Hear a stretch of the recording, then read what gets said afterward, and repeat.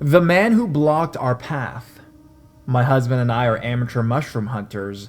3 seasons out of the year, we spend weekends in forests, along nature trails and rivers, looking for edible and interesting wild mushrooms to harvest.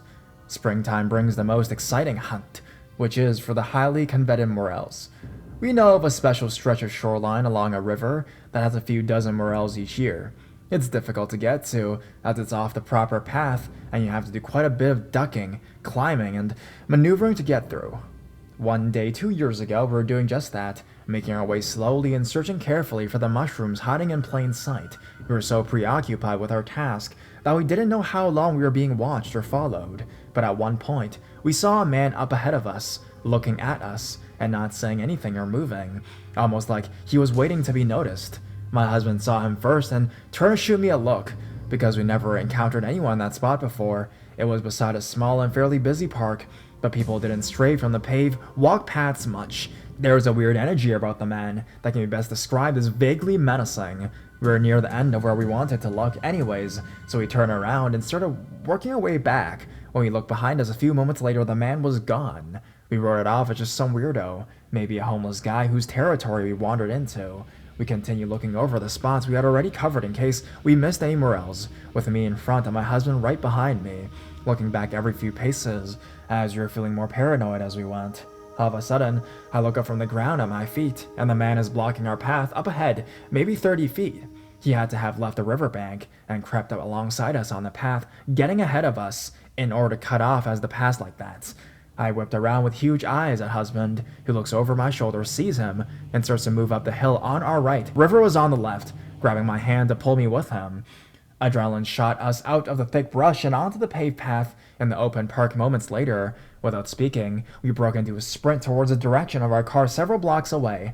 When we were far enough away from the riverbank to risk a backwards glance, we saw the man emerge from the brush. He just stood there, watching us leave, motionless.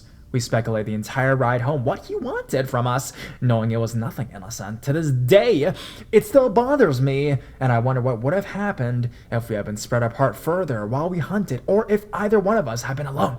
So, to the man who blocked our path that day, let's not meet ever again.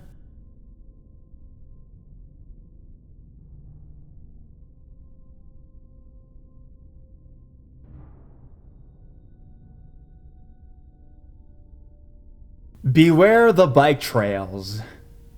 I'm something of an avid cyclist and have been all my life. It's my preferred method of transportation. I also live in a town that's famous for its ever-expanding network of pedestrian bike paths. We've even won some awards for them over the years. I'm also an Iraq veteran. This may explain something that happens later. The summers where I live tend to be quite humid but otherwise pleasant. So one gorgeous August day off from work, I decided to go for a ride. I didn't have a specific end destination in mind, but I got this idea to ride along a southbound trail that I don't go very often. There are enough traffic lights along that section that it should have been a relatively safe ride, and also goes along the border of a rather popular city park. I figured there would be plenty of people there, especially on such a nice day. Well, I was kinda sorta right about that, I guess. About 20 minutes or so into my otherwise smooth pleasure ride, I come up to a couple of bends in the path not long before the park. There are a few people jogging or walking their dogs, one or two people walking by themselves. So far, nothing unusual. The trails are paved and divided into 2 lanes, just like a regular road, I guess, where you're supposed to stay in the right-hand lane, not far ahead. I noticed a dark-haired dude walking in the wrong lane. It's not illegal to do so, but it can be dangerous. I noticed that he seemed to have no regard whatsoever for others walking in the proper direction, and almost bumped a few of them without a thought. I was figured maybe he was drunk or something like that. I also saw that he was wearing what looked like an old navy blue puffy jacket on a humid day in fucking August. Call it situational awareness or what have you, but no one in their right mind wears a fall jacket in the summertime south of the Mason-Dixon line. I'm about 30 or so feet away from this guy when he finally sees me, and my stomach drops as I swear to y'all on my own life, he pauses mid-step, and then his face melts into a downward-facing jokerish smile. Then he opens his jacket, revealing a sweaty gray shirt underneath, as he reached inside for something I could not see. And that's when something in my head goes, "Nuh-uh, motherfucker. I don't know what some of you reading this might do if faced with something like this, but I got this batshit insane idea. Instead of turning around, instead of screaming, instead of stopping, I pedaled faster. Without a second thought, I just spun the pedals as hard as I could, with the intention of charging him like a medieval joister. Dangerous moments like these may only last a few seconds in reality, but I swear, I felt like I was building up speed and barreling towards this guy for a good minute or two. I don't know why my brain decided that charging him head on was the thing to do, and maybe it could just as easily have gotten me hurt or killed, but I did not care. I can point to Mosul, Baghdad, and Fallujah on an unlabeled map of the Middle East. I was scared, of course, but something I haven't felt since I've been over there drove me to do something about it. He sees me speeding up and hunkering down, but it isn't getting out of the way. Only within seconds, maybe less than 2 feet shy of slamming into me, does he realize what's about to happen and then dives to the left. Swoosh! I don't stop. I don't look back. I don't even think about it. Just fucking keep going and go, go, go. I later happened to pass a female jogger or two coming the opposite direction and give them a heads up about the guy. They promptly turn around. I sought a different route home that day and locked all my doors when I got home.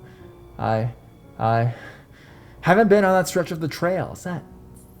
I didn't think to tell the police at the time, given that I wasn't actually harmed, and that just acting scary isn't a crime in of itself. But maybe I should have. But about a month later, a local news story crossed my Facebook feed. The 5th rotting body, in less than 2 years, which was discovered near that same area of the trail, near a creek. Cops said they weren't sure exactly how a homeless man had died, but that it didn't look like a natural death or anything like that.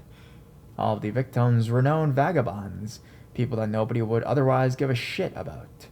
I'm not saying that I definitely bull rushed a serial killer, but to this day, I often ponder that possibility. So, creepy bike trail stalker dude, let's not meet again.